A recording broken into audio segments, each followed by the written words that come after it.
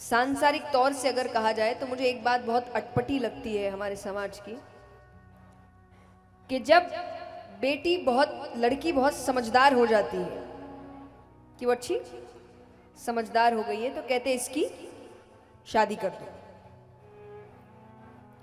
और जब लड़का बहुत बिगड़ जाता है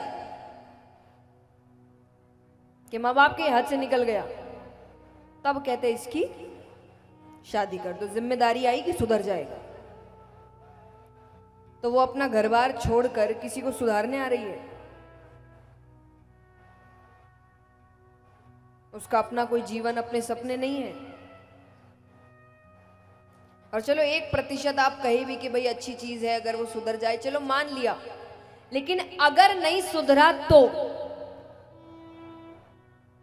उसकी तो जिंदगी खराब। तो निवेदन है ऐसा ना करें। शादी आज के समय में सिर्फ ये नहीं है कि भाई इतनी उम्र में ये, इतनी उम्र में ये, इतनी उम्र में शादी नहीं। शादी बहुत बड़ी जिम्मेदारी है, ये बहुत सोच समझ के लेनी चाहिए। अगर बहुत ही साधारण रूप से कहा जाए तो शादी का अर्थ है किसी एक व्यक्ति के साथ आगे के 50-60 साल एक कमरे में रहना है। ये कोई आसान बात नहीं है, बहुत जिम्मेदारी की बात है। तो ये फैसला तो जब दोनों समझदार हैं, कि दोनों समझदार है, योग्य है, काबिल है और राजी है, तब शादी करनी चाहिए। तो यहां पर अब यशोदा मैया डांट लगा रही है। अब वो जब डांट रही है, भगवान उससे पहले ही घर से बाहर आकर खड़े हो गए। भगवान को लगा कोई तो स्वागत करने के लिए बाहर होना चाहिए। अब बस यही गलती भगवान ने कर दी। अब क्योंकि भगवान घर से बाहर है तो गोपियों ने घर से बाहर निकलने से पहले ही एक योजना बना ली। अब ये घर से बाहर निकल रही है तो जो भी बोलेंगे सब स्क्रिप्टेड काम चल रहा है, पूरी प्लानिंग की गई है। तुझे इतना बोलना है, तुझे इतना बोलना है, तू बीच में ये बोलना, सब स्क्रिप्टेड है। तो सब बाहर से निकलती है, भगवान मुस्कुरा रहे हैं, कैसी रही? गोपियां कहती है कन्हैया तू तो बड़ा होशियार है, हम तो हार गए तुझसे।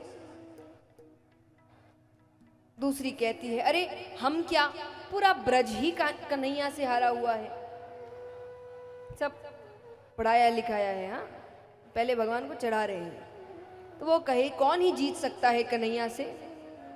पीछे से एक और कहती है अरे वो प्रभावती ताई वाली बात बताना।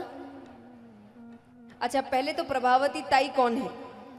जैसे हर परिवार में या हर मोहल्ले में एक ना एक ऐसे अंकल आंटी होते हैं जिनसे बच्चे बहुत डरते हैं। हर घर परिवार में एक ना एक होगा जिनके नाम से बच्चों को खाना खिलाया जाता है, दूध पिलाया जाता है, जिनसे बच्चे बहुत। तो ब्रज में थी प्रभावती ताई, बच्चे बहुत डरते थे। इतना डर कि अगर एक रास्ते से दोनों आ रहे हैं तो भले ही बच्चों ने कोई गलती नहीं करी है, पर बच्चे अपना रास्ता बदल ले, वो सामने ना पड़े कि बस पता नहीं है किस बात पे डांट दे। तो ये प्रभावती ताई की बात हो रही है।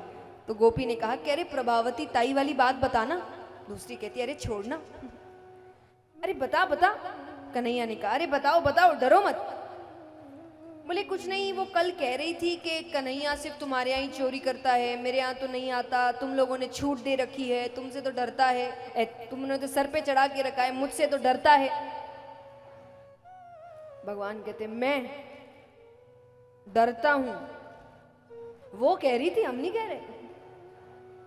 भगवान ने कहा तो कल दोपहर में प्रभावती ताई के घर के पीछे आना, तुम्हें उनके घर का माखन खिलाऊंगा।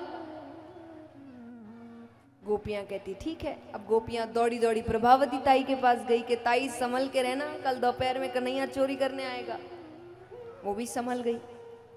अब भगवान जाते हैं अपने मित्रों के साथ, श्रीदामा, मुदमंगल, मधुमंगल। घर का दरवाजा खुला है, पहले खुला ही रहता था, इतना शक होता नहीं था। तो उनको लगा आस पड़ोस में गई होगी। भगवान अंदर चले गए, माखन के कमरे में गए तो माखन छीके पर रखा है। छीका यानी लटका के ऊपर बड़ी सी हांडी रखी है और माखन एकदम नीचे है ताकि हाथ डालने में समय लगे। भगवान ने कहा कि चलो लगो अपनी अपनी जगह। तो नीचे श्रीदामा, फिर मुदमंगल, फिर मधुमंगल, सब अपना अपना स्थान लेते। सबसे ऊपर भगवान। भगवान ने मटकी पकड़ी, अब हाथ अंदर डाल रहे हैं। तो जैसा मैंने कहा माखन बहुत नीचे है कि उनको समय लगे। भगवान और प्रभावती ताई दरवाजे के पीछे ही है छुप कर। उनको इंतजार है कि एक बार ये हाथ अंदर अच्छे से मटकी में चला जाए। जब भगवान हाथ अंदर, भगवान को माखन हाथ माखन के मिल गया। मिल गया कहते ही प्रभावती ताई सामने आती। उनके सामने आते ही नीचे से श्रीदामा दौड़ता है, मुदमंगल दौड़ता है, मधुमंगल दौड़ता है। जब तक भगवान ने मटकी से हाथ बाहर निकाला, नीचे से सब गायब। अब ताई को किसी और को पकड़ना ही नहीं है, तो वो किसी के पीछे भागी ही नहीं। भगवान लटके रह गए। उनको नीचे उतारती है, कसकर हाथ पकड़ती है, खींच के लेकर आ रही है। बड़ी इसकी माता कहती थी मेरा बेटा चोर नहीं है, आज मैंने रंगे हाथों पकड़ा है। भगवान कहते ताई छोड़ दे, पूरा ब्रज देख रहा है। अरे ब्रज कहेगा नंदराय का छोरा चोर है। ताई कहती है कहेगा, पूरा ब्रज जानता है, तेरी माता के अलावा सबको पता है कि नंदराय का छोरा चोर है। भगवान कहते अरे ताई, बरसाने से किसी ने देख लिया तो मेरी शादी नहीं होगी। कौन दे चोर को अपनी बेटी? ताई ने कहा बात तो सही है, पर आज बहुत मुश्किल से हाथ आया है, आज तो नहीं छोड़ने वाली। भगवान कहते अच्छा आपको सिर्फ मैया को दिखाना है ना? बोले हाँ, बस सिर्फ उसको, बाकी तो सबको पता है। तो बोले काम करो, जब तक घर नहीं आ रहा अपना ये दुपट्टा इससे मेरा चेहरा ढक दो, पर घर पर चेहरा उघाड़ देना मैया को दिखाने के लिए, बाकी तो नहीं देखेंगे। ताई को बात सही लगी, तो उन्होंने दुपट्टा लिया और भगवान का चेहरा ढक दिया। वो लेकर आ रही है, घर पहुंचती, अब जोर से चिल्लाती है अरे यशोदा देख, मैंने तेरे बेटे को रंगे हाथों पकड़ा है, मेरे घर चोरी कर रहा था। यशोदा मैया बाहर आती है, क्या बातें कर रही हो, मेरा बेटा अंदर सो रहा है।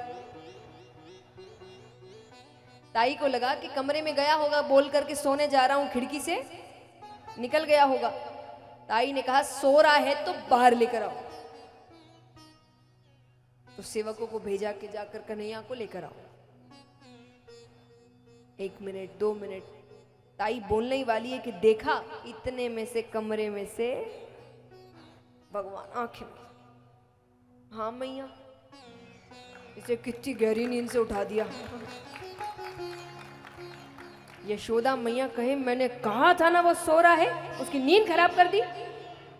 अब वो और लड़ती, पर उनको लग रहा है कि इसकी नींद ना, यशोदा मैया का पूरा ध्यान, उनकी पूरी दुनिया कन्हैया आगे आगे पीछे घूमती थी, तो उनको लग रहा है इसकी नींद ना उड़ जाए। तो तुरंत भगवान को लेकर वापस कमरे में चली गई कि फिर सुला देती हूँ। प्रभावती ताई के मुख से शब्द नहीं निकल रहे। क्यों? इसीलिए नहीं कि कन्हैया सामने है, वो ठीक है, यहां कौन है? क्योंकि यहां से भी कोई गायब नहीं हुआ है अभी तक। तो उन्होंने बहुत डर के मारे वो पल्ला उठाया, वो दृश्य देखते ही वो बेहोश हो गई। दुपट्टे के अंदर प्रभावती ताई के ससुर जी। बोलिए कृष्ण कन्हैया लाल की। और ये जिस समय की बात है तब तो ससुर के सामने भी ना पड़े, अब वो इतनी देर से खींच कर लेकर आ रही है, तो वो बेहोश हो गई। और इस घटना के बाद जैसा मैंने आपको बताया था कि अगर प्रभावती ताई किसी रास्ते से आ रही है और बच्चे आ रहे, बच्चे अपना रास्ता बदल ले, तो अब अगर किसी रास्ते से प्रभावती ताई और कन्हैया आ रहे हैं तो प्रभावती ताई अपना रास्ता बदल ले, पर वो कन्हैया के सामने ना पड़े। तो ये है हमारे कृष्ण।